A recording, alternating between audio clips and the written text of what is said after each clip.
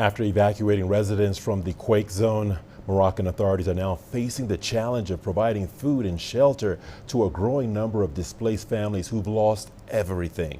CGTN's Adnan Chouachi reports from Marrakesh. This stadium has been turned into a relief camp for hundreds of families. Here, they can finally find refuge and safety after several days of forced homelessness. Survivors have been housed in temporary accommodation. Hundreds of people have been settled in tents. Others are living in dormitories. Aziza recounts the horrifying scenes of distress as she fled the earthquake-devastated street where she used to live. She was not allowed to return home because it's located in a dangerous and very damaged area. I fled with my sister and the kids. Some of my neighbors died.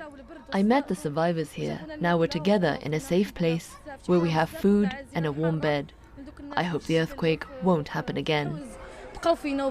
Aziza's sister Raja says she's happy to see her kids play in this safe haven for children.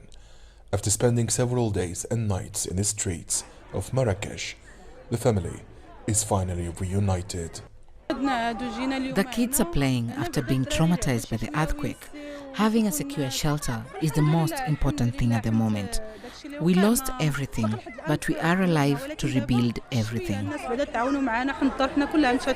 Hundreds of elderly Moroccan citizens and people with reduced mobility are also hosted in this local community complex. We have permanent medical assistance at this evacuation center. We thank the King of Morocco for taking care of the population and offering help after the devastating earthquake. King Mohammed VI has deployed significant human and logistical resources to assist the affected communities in Marrakesh and other regions. Hundreds of evacuation centers will be built to shelter the displaced families. Adnan Chouachi, CGTN, Marrakesh, Morocco. International aid has been arriving to help Morocco overcome this crisis. But as Ken Brown reports, many remote areas are not getting the support they require. 4 days after Morocco's deadliest earthquake in over 60 years, the true scale of this catastrophe is clear to see. Houses, villages, and entire communities completely destroyed. International aid has been arriving from many parts of the world. Much needed rescue equipment, excavation machinery, and personnel. Aid agencies such as the Chinese Red Cross Society are providing crucial financial assistance to the Red Crescent in Morocco to carry out disaster relief work. As of now, the Red Cross Society of China has announced that it will provide emergency assistance of $200,000 of cash to the Moroccan Red Crescent Society. And the China International Development Cooperation Agency has also announced that it's willing to provide emergency humanitarian assistance. Some other Chinese departments, institutions, and enterprises have also expressed their willingness to donate. International aid has been arriving at the Marrakesh airport behind me, with search and rescue teams already on the ground from Spain, Qatar, the UAE and the UK.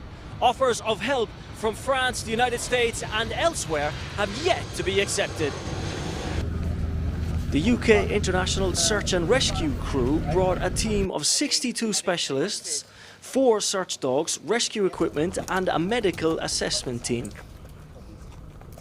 Corey is one of the search dogs and is on his first deployment with Canine Handler Crew Commander Gary Carroll alongside his colleague Martin Foran.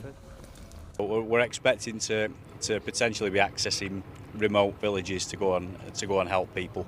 Not the same kind of situation that we saw in Turkey with a large city collapse, but more sort of remote villages that seem to need assistance at the moment. The logistics in the Atlas Mountains have hampered the rescue efforts. Traffic is at a standstill on the way to the worst hit region, and some remote villages are still only accessible by the military helicopters flying overhead. Roads are still being cleared, with some completely closed, often the only way to some of the mountain villages. International aid has arrived, but getting it to where people most desperately need it is still the challenge. A race against time to find survivors. Ken Brown, CGTN, Atlas Mountains, Morocco.